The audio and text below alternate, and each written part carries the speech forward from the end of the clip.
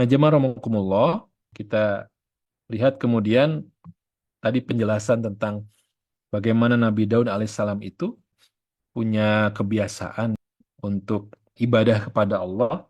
Ternyata memang dalam hadis disebutkan Rasulullah SAW bersabda, "Habus solati ilallahi solatu Dawud alaihissalam. Wa habus siyami ilallah siyamu Dawud."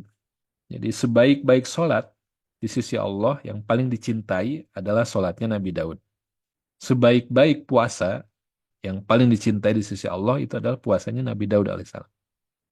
Seperti apa pelaksanaannya? Wa kana yanamu nisfal laili. Jadi setengah malam itu beliau sholat. Setengah malamnya beliau tidur. Kana yanamu nisfal laili. Setengah malam itu tidur. Wa yakumu sulusahu. Sepertiganya dipakai bangun untuk sholat. Wa yanamu sudusahu. Dan seperenamnya dipakai untuk tidur lagi. Subhanallah ya.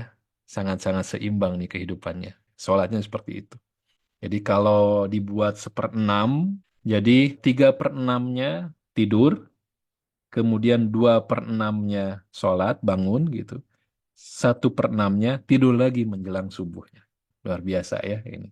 Nih kalau nggak bisa tiap malam, cobalah sesekali dalam hidup kita ya. Merasakan habus sholat ilallah. Rasulullah SAW juga mempraktekkan hal ini. Bahkan lebih ya kalau beliau ya. Kemudian praktek saumnya adalah wa yasumu yauman wa yuftiru yauman. Ya selang-seling begitu ya. Nah inilah yang menghasilkan perpaduan antara kekuatan, bahkan kan Nabi Daud itu diberikan oleh Allah karunia untuk bisa wa alanna lahul hadid ya, bisa melunakkan besi.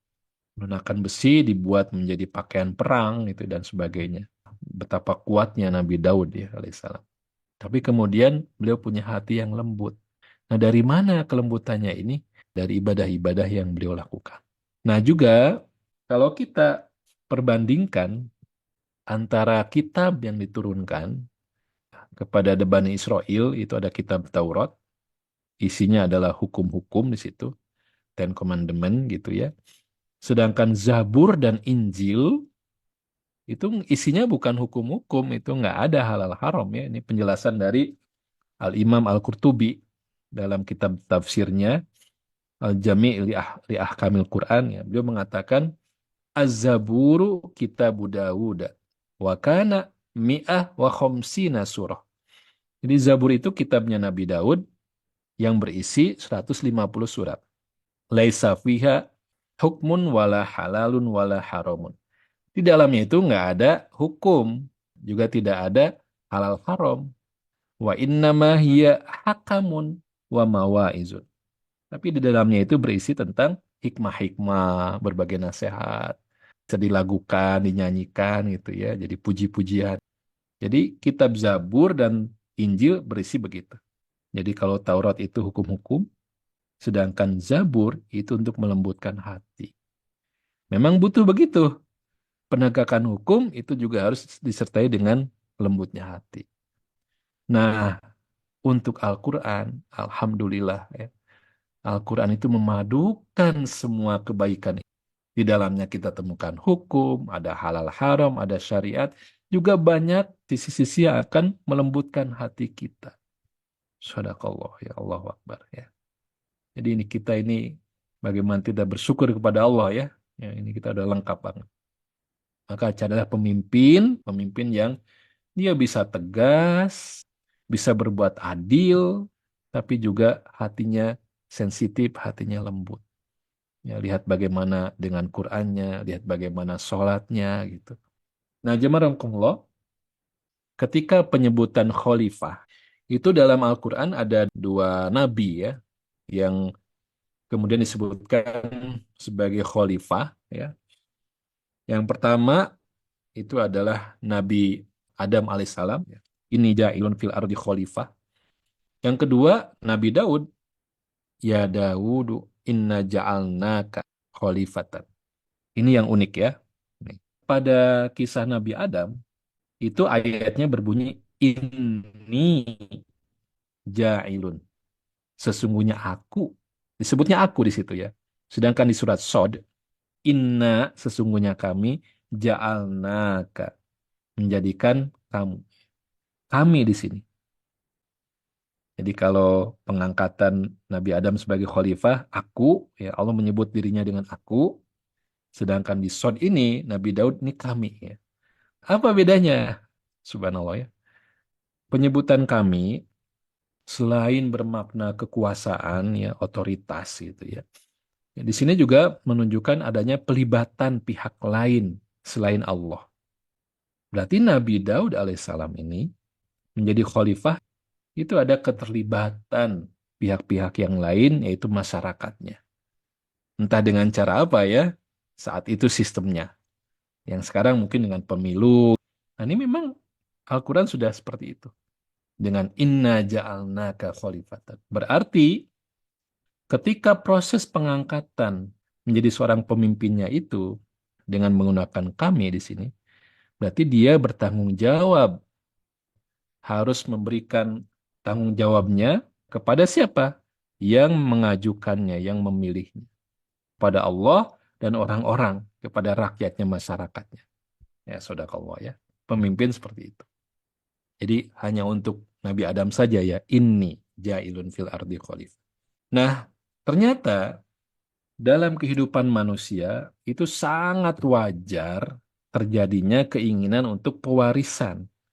Orang tua dengan profesinya masing-masing, misalnya seorang dokter, itu sangat berharap anaknya ada yang menjadi dokter. Orang tua yang akuntan, itu sangat berharap ada anaknya yang juga akuntan. Ya, kecuali mungkin kuli bangunan ya, itu pasti ada keinginan orang tua supaya anaknya melebihi dirinya gitu. Ini kan suatu kewajaran. Masalahnya dalam urusan kenabian, yang diwariskan itu bukan hartanya, bukan kekuasaannya gitu. Karena ada hadis yang menyebutkan harta para nabi itu akan menjadi sodakoh. Nggak bisa diwariskan. Yang diwariskan itu adalah akhlaknya, nubuahnya itu bisa diwariskan. Nah itu juga yang terjadi dengan Nabi Daud alaihissalam. Itu sangat berharap anaknya bisa mewarisi kenabiannya itu. Dan benar, ya, wa wahabna li Dauda Sulaiman. Memang Allah menjadikan Sulaiman sebagai penerus dari Nabi Daud alaihissalam. Dan Nabi Sulaiman itu memiliki sifat ni'mal abdu. Masya Allah. Pujian ini ya. Sebaik-baik hamba. Tadi wadkur abdana Daud. Daud disebut sebagai abdun. Nabi Sulaiman lebih tinggi lagi. Ni'mal abdu. Di proses kaderisasi, pewarisan, dakwah dan kenabiannya ini berhasil. Karena Nabi Sulaiman kemudian punya sifat yang lebih tinggi daripada ayahnya. Innahu awwab, sama-sama awabnya. Berarti nanti Nabi Sulaiman pun akan memiliki standar etik yang sangat tinggi sebagai seorang raja. Bagaimana proses pewarisan itu? Ternyata ada pemagangan. Punten ya, orang-orang yang Cina ya, kita kenal bagaimana mereka memagangkan anaknya dalam rangka mewarisi bisnis yang sudah dirintis oleh generasi sebelumnya. Dimagangkan dulu gitu. Ini juga terjadi. Ketika Nabi Sulaiman sewaktu kecil tuh menyaksikan bagaimana ayahnya dalam memutus perkara-perkara secara adil, ya, melihat kita menyaksikan gitu. Dan Allah kemudian mencatatkan di surat Al-Anbiya. Ada kasus yang lain. Wa Dawud wa Sulaiman id yahkumani fil harsi. Jadi sekarang Nabi Daud dan Nabi Sulaiman itu akan yahkumani. Di sini ada akhiran ani menunjukkan mereka berdua memberikan keputusan. Dalam urusan apa? Fil harsi. Inna fasad fihi ghanamul qaumi.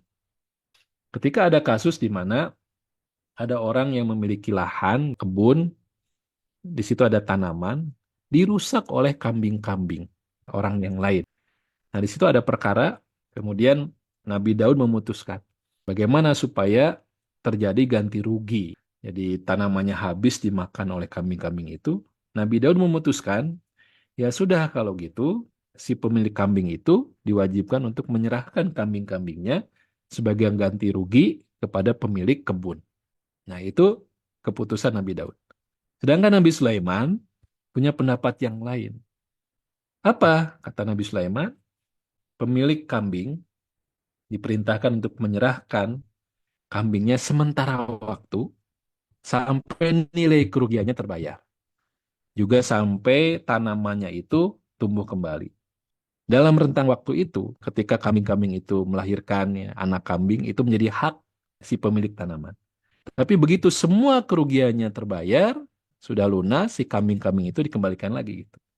Nah, maka ayat berikutnya, fafahamnaha Sulaiman. Nah, itu maksudnya kami memberikan pemahaman, pengertian kepada Nabi Sulaiman tentang hukum yang lebih tepat. Ini proses pemagangan. Memang harus seperti itu ya.